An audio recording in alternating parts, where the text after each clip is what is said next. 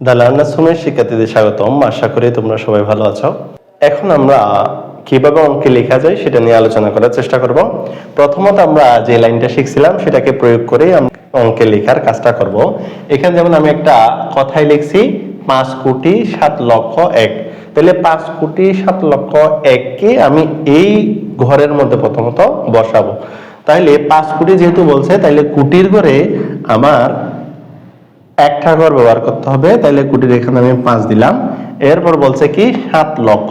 আমরা জানি যে লক্ষের জন্য ঘর আছে 2টা। এরপর আমাদের বলছে 7 লক্ষ। তাহলে আমাদের 7 লক্ষের জন্য আমরা শুধু একটা ঘর ব্যবহার করতে হবে। যখন একটা ঘর ব্যবহার করতে হবে আমরা পরের ঘরটা ব্যবহার করব। তাহলে 7 লক্ষ। এরপর বলছে শুধুমাত্র এক হবে শুধুমাত্র এককের ঘরে। তাহলে মাঝখানে অনেকগুলো ঘর ফাঁকা দেখা যাচ্ছে, তাহলে আমরা অবশ্যই সেই ফাঁকা ঘরগুলোতে শূন্য ব্যবহার করব।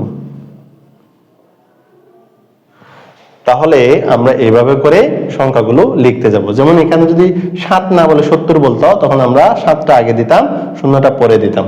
তারপরে হাজারের যদি কোনো কথা বলতো তাহলে এই 2টা ঘর ব্যবহার করতাম। যদি 10-এর নিচে বলতো এই ঘর ব্যবহার করতাম, এখানে শূন্য দিতাম। আর যদি 10 থেকে বড় অথবা 100 থেকে ছোট অর্থাৎ 99 পর্যন্ত আমরা এই 2টা ঘর ব্যবহার করে কাজ করতে পারি। এরপরে শতকের জন্য এই ঘর ব্যবহার করব, দশকের কথা বললে এটা ব্যবহার করব, এককের কথা বললে এটা ব্যবহার করব। এইভাবে করে আমরা কথায় লেখা থেকে অঙ্কে লেখার চেষ্টা করব।